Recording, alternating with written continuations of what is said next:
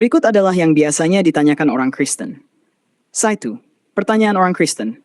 Nabi Muhammad SAW membenci dan membunuh orang Yahudi. Jawaban Islam, tidak. Nabi Allah tidak memerangi karena agama atau ras, melainkan karena pengkhianatan politik dan permusuhan bersenjata. Selama damai, perjanjian tetap dihormati. Nabi Muhammad wafat saat baju besinya digadai oleh seorang Yahudi. Coba kita lihat dalam Bible, Lukas 19:27, open quote, "Bawalah musuh-musuhku itu kemari, dan bunuhlah mereka di depan mataku." Ini merupakan perintah keras tanpa konteks pembelaan diri yang jelas. Bukankah jauh lebih ekstrim dibanding perang defensif Nabi SAW? Close quote. Pertanyaan orang Kristen. Katanya dalam hadits, kalau ada Yahudi atau Nasrani lewat, jalannya harus dipersempit. Bukankah ini bukti Islam intoleran? Jawaban Islam. Hadits itu konteksnya adalah masa perang dan kekuasaan saat non-muslim membangkang, menolak membayar jizyah, atau melakukan permusuhan.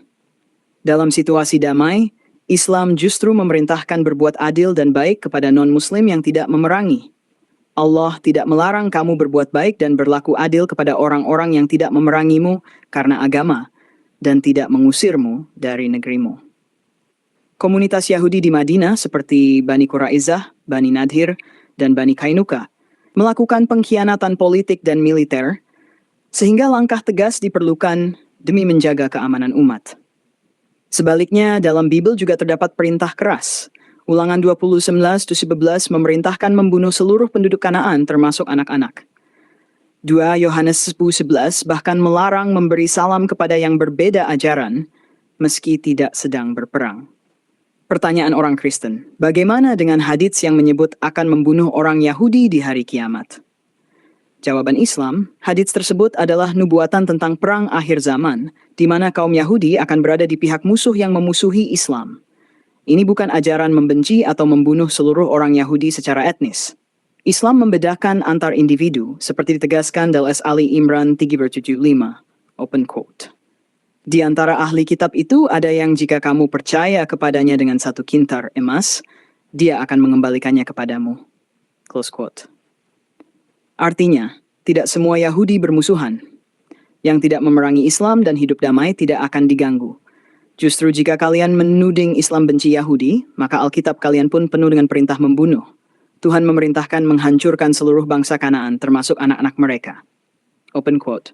Janganlah kau biarkan satu pun hidup, hancurkan mereka semua. Het, Amori, Feris, Yebus. Hiwi, Yebus. Jika itu kalian sebut kasih, lalu kenapa Islam disalahkan saat berbicara soal perang akhir zaman?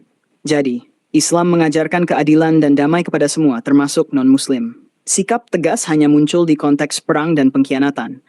Tuduhan intoleransi dari potongan hadits tanpa konteks adalah tidak adil. Semua teks harus dibaca dengan pemahaman sejarah dan konteks yang benar. Terima kasih sudah menonton. Jangan lupa like, komen, dan subscribe agar kita bisa terus meluruskan kesalahpahaman dan membagikan kebenaran.